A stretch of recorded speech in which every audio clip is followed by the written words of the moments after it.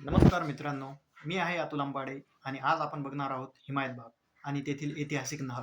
तर चला तर मग सुरुवात करूया. तर मित्रांनो, हिमायत बागमध्ये जाण्याचा मार्ग अगदी सोपा आणि सोयीस्कर आहे. तुम्ही सिडको बसस्टँडहून सरळ येऊन हर्सुल टी पॉईंटपासून डावीकडे येऊन इथून मध्ये प्रवेश करू शकता किंवा तुम्ही मौलाना आझाद कॉलेजपासून सरळ येऊनसुद्धा लेफ्ट साईडला एक रस्ता जातो, तिथून तुम्ही आतमध्ये प्रवेश करू शकता. मध्ये जाण्यासाठी खूप अरुंद रस्ता आहे. इथून तुम्ही 2 चाकी 4 चाकी अगदी सहजपणे नेऊ शकता आणि तुम्ही ते दरवाजापर्यंत नेऊन पार्क करू शकता. तर इथे तुम्ही बघू शकता 4 चाकी पण आहे आणि आपण पण आपली बाईक इथे पार्क करणार आहोत. तर अगदी सोप्या पद्धतीने इथे आपण पार्किंग करू शकतो. तर हा आहे हिमायत बागचा भव्य दरवाजा. इथून आपण मध्ये प्रवेश करणार आहोत.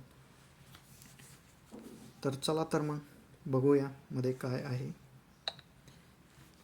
हिमायत बाग जैवविविधता वारसा स्थळ हे 17व्या शतकातील एक बाग आहे, ज्यामध्ये आता फळ संशोधन केंद्र आणि नर्सरी आहे, जी वसंतराव नाईक मराठवाडा कृषी विद्यापीठाचा एक भाग आहे. हे भारतातील महाराष्ट्र राज्यातील संभाजीनगर येथील रोजाबाग परिसरात दिल्ली गेटजवळ आहे. हे सुमारे 400 एकरमध्ये पसरलेले एक विस्तीर्ण संकुल आहे. नैसर्गिकरित्या हिरवेगार आहे आणि जुन्या काळात हे मुघल गार्डन म्हणून ओळखले जात असे. औरंगजेबच्या काळात खिजरी तलावाने उत्तरेकडील भिंतीची संपूर्ण लांबी म्हणजे सध्याच्या सलीम अली तलावापासून बेगमपुरा मकबरापर्यंत वाढवली, परंतु उच्छवास आणि दमटपणा, ओलसरपणा हे आरोग्यास हानिकारक आहे. त्यामुळे औरंगजेबने त्याच्या राजवाड्यासमोरील भाग ताबडतोब भरून शेतात रूपांतरित करण्याचे आदेश दिले. हा पुनर्प्राप्त भाग नंतर औरंगजेबच्या दरबारातील एका अधिकाऱ्याने मुघल बागेत, आता हिमायत बाग म्हणून ओळखला जातो, विकसित केला, ज्यामध्ये शाही दरबार आणि त्याच्या अधिकाऱ्यांसाठी विविध प्रकारची फळे देणारी अनेक झाडे होती. तर आपण बघू शकतो 12 दरी पण इथे आहे. हिमायत बागेत इवाज खानने बांधलेली 12 दरी देखील आहे. एका इमारतीवरून एक झाकलेला जलवाहिनी जातो आणि जुन्या काळात पाणी एका शॉवरमध्ये अनेक कारंजे असलेल्या एका आयताकृती टाकीत उतरत असे. तर तुम्ही इथे बघू शकता, हे एक अभियांत्रिकीचा एक अद्भुत पराक्रम, ज्यामध्ये भूमिगत पाण्याचा कक्ष होता. त्याने एक नैसर्गिक वातानुकूलन तयार केले.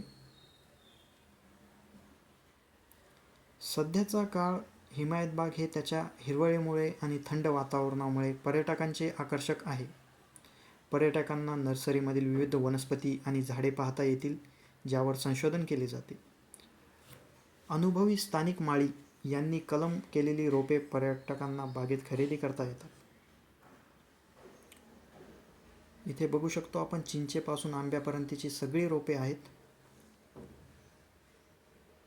तर आपण आता जाणार आहोत आपल्या नेहर पाणीपुरवठा यंत्रणा बघायला. ही खूप जुनी पाणीपुरवठा यंत्रणा म्हणता येईल. याबद्दल आपण थोडी माहिती घेऊया. संभाजीनगर आणि त्याच्या उपनगरातील लोकांना स्वच्छ पाणीपुरवठा करणारी नेहरेची पाणीपुरवठा प्रणाली, असा या नेहरचा उद्देश होता. मलिक अंबर यांनी ही योजना खडकी नावाने स्थापन केली आणि नंतर 17व्या शतकात मुघल राजवटीत प्रचलित झालेल्या लष्करी कारवायांना चालना देण्यासाठी औरंगजेबने तिचा विस्तार केला. तर इथून आपण खाली उतरू शकतो. थोडा रस्ता कठीण आहे. विजय, हळू ये. हो, इथूनच यावं लागेल. तर बघा, विजय अशा प्रकारे उतरत आहे. थोडी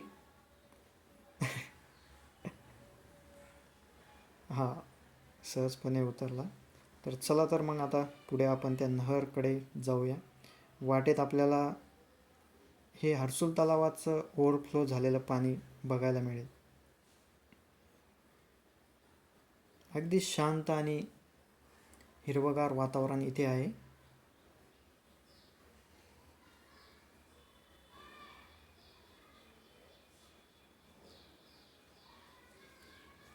तर मला इथे औरंगाबादमधील पहिली जलवाहिनी 1962 मध्ये मलिक अंबर यांनी या भागात जलाशय आणि नैसर्गिक जलसाठ्यांच्या कमतरतेमुळे निर्माण होणाऱ्या पाण्याच्या कमतरतेला तोंड देण्यासाठी डिझाईन केली होती, अशी माहिती मिळाली आहे.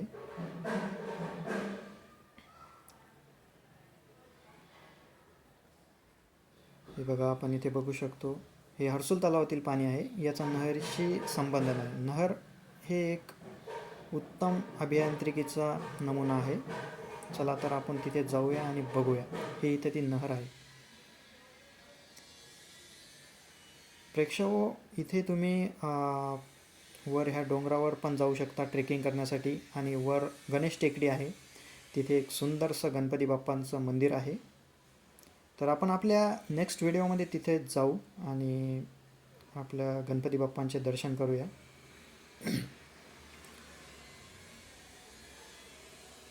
संभाजीनगरच्या उत्तरेकडील डोंगराळ दऱ्यांमध्ये भूगर्भातील पाणीपुरवठा शोधणे हे जलवाहिनी बांधण्याचे कारण होते. जलवाहिनीच्या परिणामी बांधणीमुळे सुमारे 7 लाख स्थिर पाणीपुरवठा निर्माण झाला, ज्यामुळे संभाजीनगर शहराला पूर्वी निर्माण झालेल्या टंचाईला तोंड देण्यासाठी पुरेसे गोड पाणी मिळाले. या जलवाहिनीचे नाव खैर-ए-जारी असे ठेवण्यात आले. अशा जलवाहिनीचे बांधकाम 1962 ते 1803 पर्यंत चालू राहिले. मलिक अंबर, पानचक्की शाह महमूद आणि शाह अली नहरी या अभियंत्यांनी आणखीन 2 जलवाहिनी बांधल्या. तर आपण इथे बघू शकतो, ही आहे ती ऐतिहासिक नहर. त्याला आता नेहरे असे म्हणतात, आपण जनरली नेहरच असं म्हणतो. तर इथे तुम्ही बघू शकता शुद्ध पाणी पुरवठा यंत्रणा कशी बांधण्यात आली होती. तर इथे बघू शकता तुम्ही, एकदम स्वच्छ पाणी तुम्हाला दिसेल आणि एकदम शांत. तुम्ही मगाशी बघितलेल्या हर्सुल तलावातील पाण्याचा जो प्रवाह आहे, तर त्याच्याशी याचा बिलकुल संबंध नाही. हे पाणी खूप स्वच्छ आहे. ही एक भूमिगत यंत्रणा आहे, पाईपलाईन.